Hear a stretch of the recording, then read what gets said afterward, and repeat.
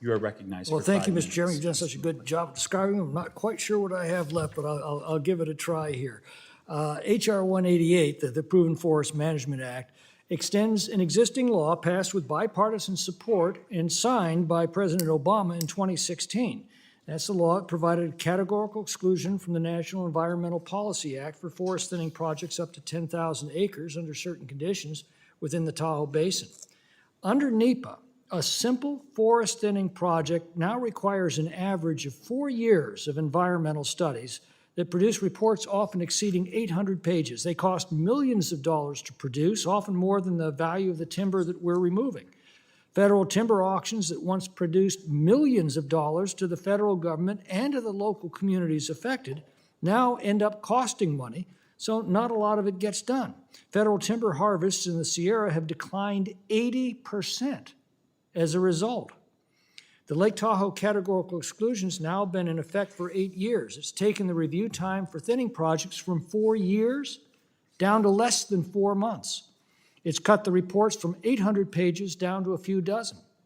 Under this authority, the Tahoe Basin Management Unit has increased the removal of excess timber from 1 million board feet a year to an average of 9 million board feet. Treated acreage in the Tahoe Basin has tripled. Mr. Chairman, you very clearly laid out what I like to call the tale of two cities from the Caldor fire. One that was subject to this authority, saved from the fire, and the other, Grizzly Flats, which was not covered by this authority, utterly and completely destroyed. The other bill, H.R. 934, requires the Forest Service to aggressively attack all fires as soon as they're spotted, and it provides authority for local fire departments to initially attack all fires on Forest Service land. This used to be known as the 10 a.m. rule.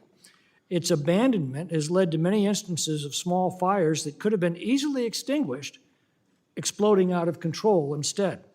Perhaps most famous was the Yellowstone fire in the 1980s. In response, Reagan immediately reinstated the 10 a.m. rule, only to have that order later abandoned. The policy of allowing fires to burn is based on the premise that active suppression of fires leads to a buildup of excess fuel, and that's right as far as it goes. If you're not going to remove excess timber from a forest, you're going to have a lot of fires. And if you put those fires out, yes, you're going to have bigger fires. But that's the whole point of forest management, to remove excess timber before it can burn. Nature doesn't mind waiting a century for a forest to regrow. We mere mortals don't have that luxury. A few years ago, the Tamarack fire began from a lightning strike, and it smoldered for 10 days on a 1/4 acre of forest land. Now, the Forest Service sent helicopters over it every day to take pictures for its Facebook page, but it never bothered to drop a single bucket of water to put the fire out. Worse, it forbade local fire agencies from putting out the fire themselves. On the 10th day, the Tamarack fire burst out of control. It ended up destroying 17,000 acres of forest land and about 80 homes. Now, their excuse was, well, it wasn't doing anything, so they decided to just monitor it. Well, I put the question to them, if you found a rattlesnake curled up in a corner of your bedroom that wasn't doing anything, would you simply monitor it until it did?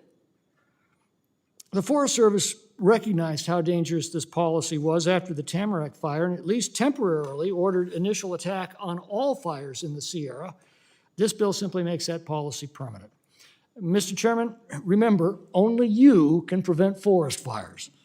Maybe not all of them, but I can say with confidence that these two bills that restore proven forest management policies will prevent many forest fires and save many communities from the catastrophe visited on towns like Grizzly Flats. So let's not waste any more time. I yield back. Thank you, Representative McClintock. Next, I recognize Mr. Moore from Utah. His bill, the FIRESHEDS Act. You're recognized for 5 minutes.